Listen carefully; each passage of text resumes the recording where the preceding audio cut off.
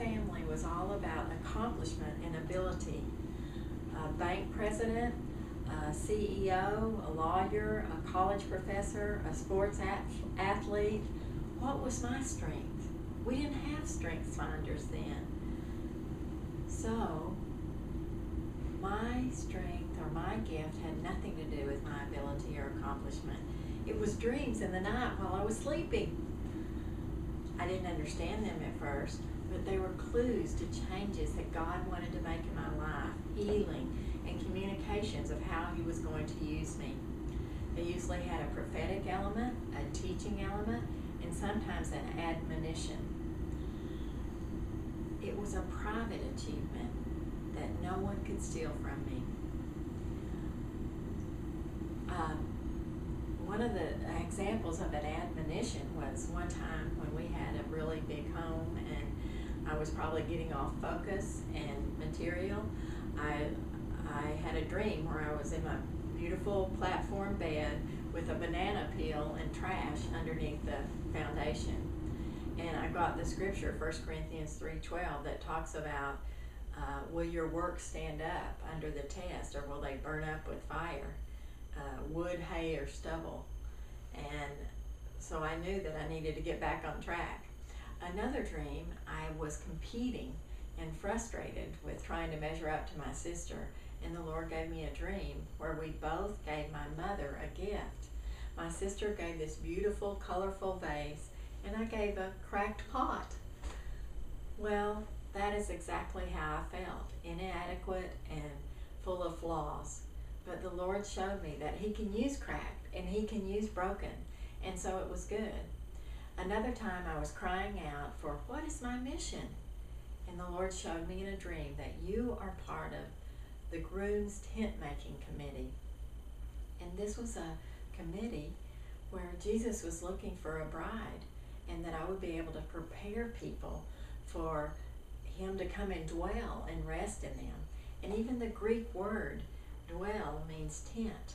It was preparing our tents, our bodies, to let God come and speak through us. Then I went to Pink Impact a few years back, and I felt God impress me to tell my story, to write down my story. Well, a girl from my prayer group came and told me a dream she had had. She said a purse was being made for me, and it was a beautiful ornate colors and all sewn together, and it was costly, and it had jewels on it. And I ended up buying a purse that looked very much like what she was talking about, because that was so endearing to me. And it had turquoise, lots of turquoise in it, which was my favorite, and turquoise is a foundation stone. Well, ends up the practice group that I got to speak with had 5 nationalities in the group.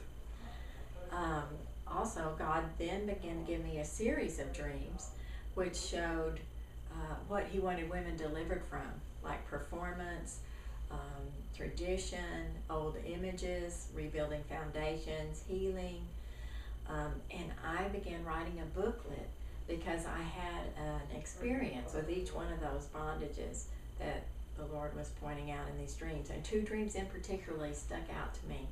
One was of a big piano, which was a harmonious instrument, one instrument with many keys. And everyone has a story, and together they make up the manifold wisdom of God. You see, each one of us has a part of the wisdom, an aspect of the wisdom. And so this was an awesome dream, I thought.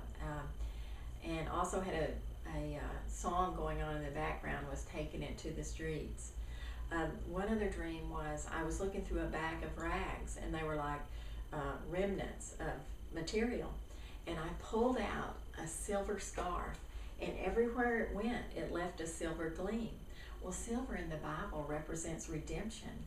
So I believe that these were the women's stories, the ragamuffin stories, that would redeem others and then restore others, would encourage them.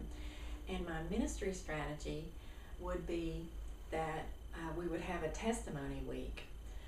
each one of us could go to 2 or 3 life groups, kind of like they do with the prophetic, and tell our 5 to 10 minute testimonies. And we would feed each other because they would be encouraged, and then we would be encouraged that we got to come to a different audience and not be nervous. And then it would inspire them to do a nugget of their testimony and start giving that next week in class.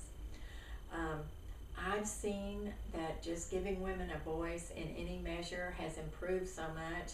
They've been strengthened to plug into the altar ministry, to missions, to prisons, or just leading a life group more confidently.